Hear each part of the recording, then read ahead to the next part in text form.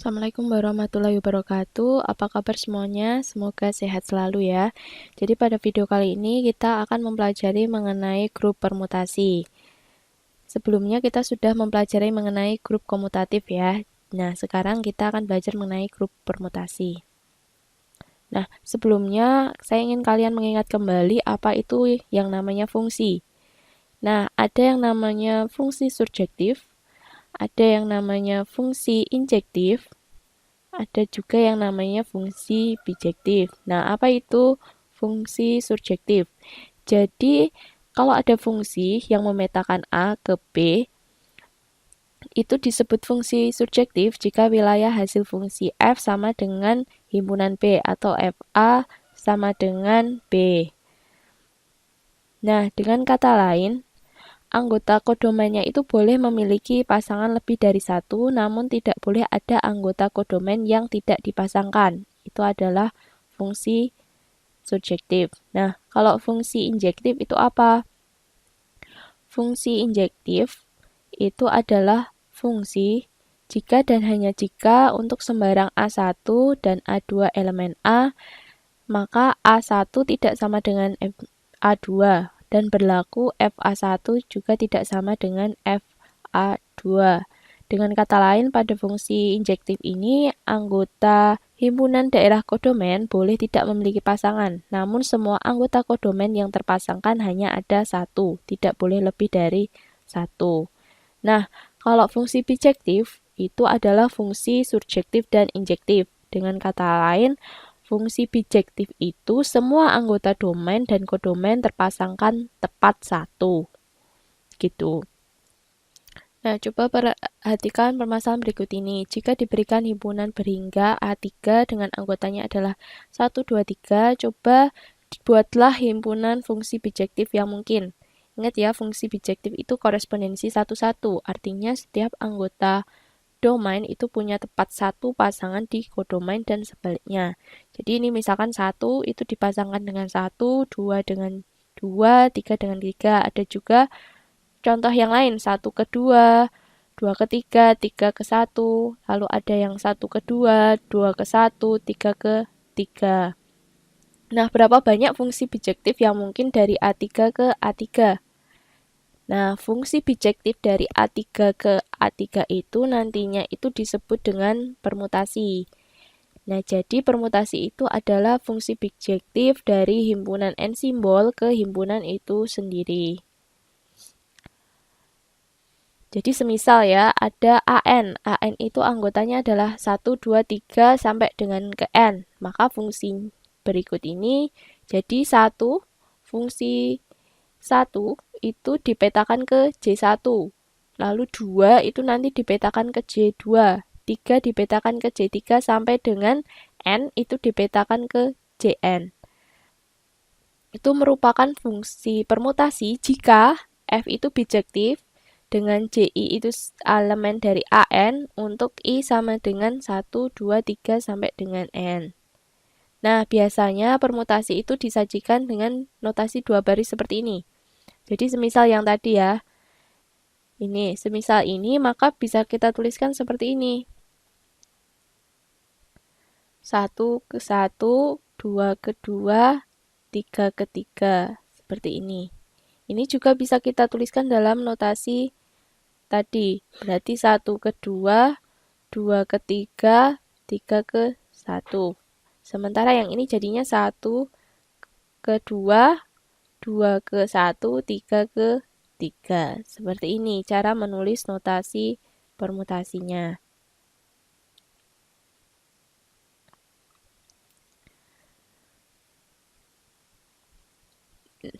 Nah, jika kita himpun fungsi-fungsi bijektif dari A3 ke A3, maka kita peroleh suatu himpunan permutasi S3. S3 itu anggotanya apa saja? Ada 1, 1, 2, 1, 3, 2, 3, 1, 2, 3.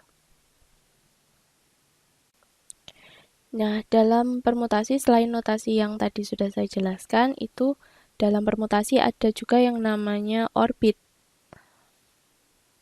Orbit itu semacam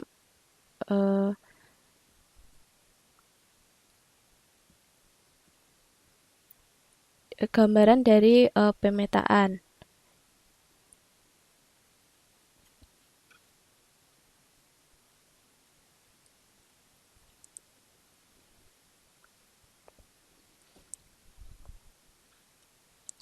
Nah, jadi misalkan ada ini 1 ke 3, lalu 3 itu dipetakan ke 4. Jadi ini menggambarkan orbit yang sini ya, misalkan ini F1. Berarti ini yang pertama, itu 1 ke 3, 3 ini lalu dipetakan ke 4. Jadi ini 1 ke 3, di sini 3 dipetakan ke 4, lalu 4 itu ke 6, 4 itu ke 6, lalu 6 itu kembali ke 1. Nah, setelah itu kan sudah kembali. Masih ada yang belum tertulis, yaitu 2 dan 5. 2 dan 5 orbitnya bagaimana? Berarti 2, 2 ke 5, 5 kembali lagi ke 2. Seperti itu cara menulis orbit-orbit dari F. Nah, selain itu juga bisa dituliskan ke dalam bentuk seperti ini. Nah, kalau seperti ini cara penulisannya bagaimana? Coba ya, perhatikan. Ini kan ada 1, 3, 3, 4, 4, 6, 6, 1. Nah, ini juga sama. Jadi 1, 3, 3, 4, 4, 6, 6 kembali lagi ke 1. Sementara yang lain itu 2 ke 5, 5 ke 2. Nah, selanjutnya ini juga bisa dibolak-balik asalkan urutannya masih tetap sama. Itu. Jadi 3 ke 4, 4 ke 6, 6 ke 1, 1 balik lagi ke 3. Nah, bisa juga ditulis 6 ke 1, 1 ke 3, 1 ke 3 ke 4, 4 ke 6. Itu. Nah, setiap orbit dari F itu disebut sikel dari F. Selain itu, banyaknya elemen pada suatu sikel itu disebut sebagai panjang sikel. Suatu permutasi yang hanya terdiri dari satu sikel itu disebut permutasi siklik. Sikel-sikel yang tidak mempunyai elemen persekutuan disebut sikel yang saling asing. Contohnya 1432 dan 675. Jadi ini saling asing, sama seperti ini tadi.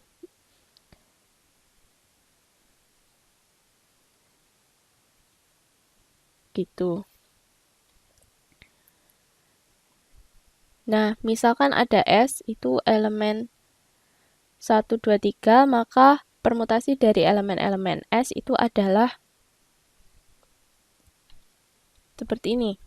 Tadi, jadi ada 1, 2, 3, maka permutasinya bagaimana? Ini kan berarti 1 ke 1, 2 ke 2, 3 ke 3, 1 ke 2, 2 ke 1, 3 ke 3, dan seterusnya sampai ternyata kita menemukan 6 ini tadi kan. Nah, maka banyaknya elemen permutasi tingkat N pada elemen S itu ada sebanyak N faktorial. Jadi ini kan anggotanya ada 3. Maka banyaknya permutasi tingkat N pada elemen-elemen S itu sebanyak 3 faktorial. Seperti itu.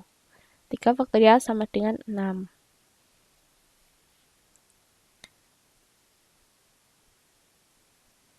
Nah, dalam permutasi ada juga yang disebut sebagai permutasi identitas dan inverse dari suatu permutasi adalah permutasi juga ya.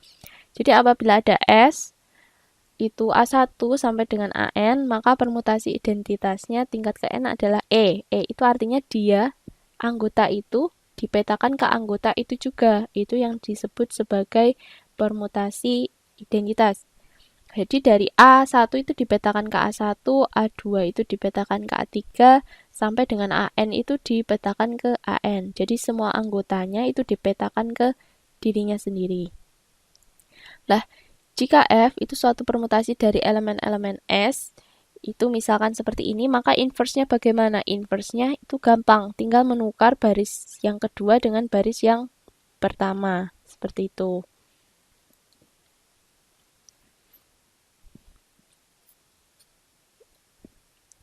Nah, selain itu, dalam permutasi itu ada yang namanya komposisi permutasi.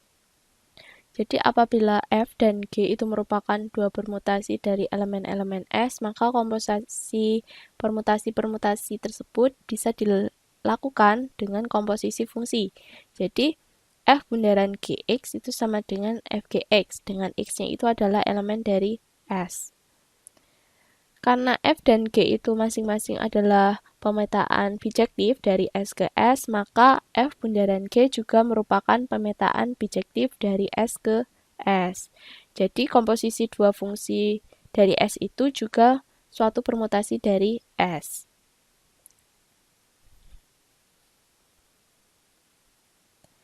Nah, ini adalah contoh permutasinya. Jadi misalkan ada permutasi 4 elemen ya. Jadi pada S 1, 2, 3, 4. Nah, ini adalah permutasi, ini ada F dan G. Maka kita akan mencari hasil permutasi dari F bundaran G itu. F bundaran G artinya kan F G 1. Maka F2. Nah, jadi gini. G1, 1 itu kan G dulu kan. 1 ke 4. Lalu 4 ke 2.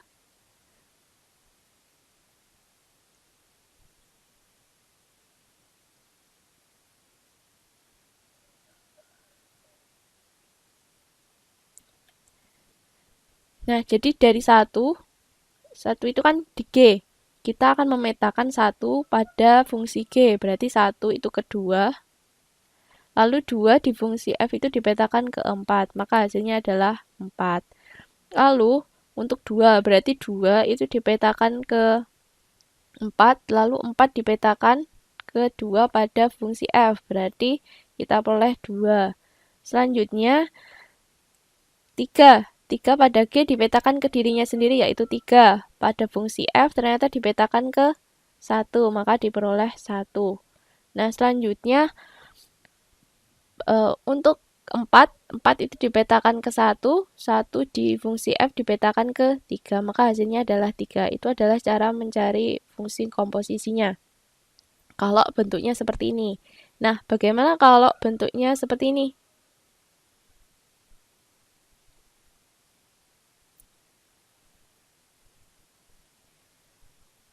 Nah, ada beberapa cara penulisan selain ini. Ada juga yang ditulis seperti ini. 1, 2, 4 kali 1, 3, 2, 4.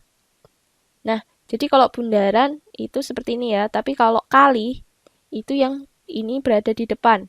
Gitu. Nah, jadi kalau seperti ini bentuknya, jadi menggunakan bundaran, itu dari belakang dulu mengoperasikannya. Jadi 1 ke 2, 2 ke 4. Tuh. Lalu kalau 4, berarti 4 itu ke 1. Di sini 1 itu ke 3. Berarti 4 itu ke 3. Lalu kalau 3, 3 kan ke dirinya sendiri. Karena tidak ada berarti dia ke dirinya sendiri. Ternyata di sini 3 itu ke 1. Berarti ini ke 1. Lalu 2. 2 di G itu dipetakan ke 4. Lalu di F dia dipetakan ke 2. Maka hasilnya adalah 2. Nah, cara menulisnya berarti bagaimana? Perhatikan, 1 itu ke 4. Berarti 1 ke 4. Lalu 4 itu dipetakan ke 3. Berarti 4 ke 3. Lalu 3 ternyata kembali lagi ke 1. Berarti sudah tutup kurung. Sementara 2 itu dipetakan ke dirinya sendiri. Itu biasanya tidak ditulis. Itu. Nah, kalau menggunakan cara ini bagaimana? Kalau menggunakan cara ini, dia dari depan pengoperasiannya. Jadi 1, 2, ternyata 2, 4. Nah, berarti 1, 4. Nah, terus 4 kemana? 4 ke 1. Lalu 1 ke 3. Berarti sini 3. Nah, sekarang 2. 2 belum sama siapa-siapa. 2 ke 4. Lalu 4 ke 2 ke dirinya sendiri. Nah, berarti tidak perlu ditulis. Maka hasilnya adalah ini. Nah, sekian untuk video kali ini. Semoga bisa dipahami. Silakan dipelajari lagi mengenai permutasi. Nanti saya akan memberikan beberapa permasalahan mengenai permutasi. Silakan coba diselesaikan terlebih dahulu.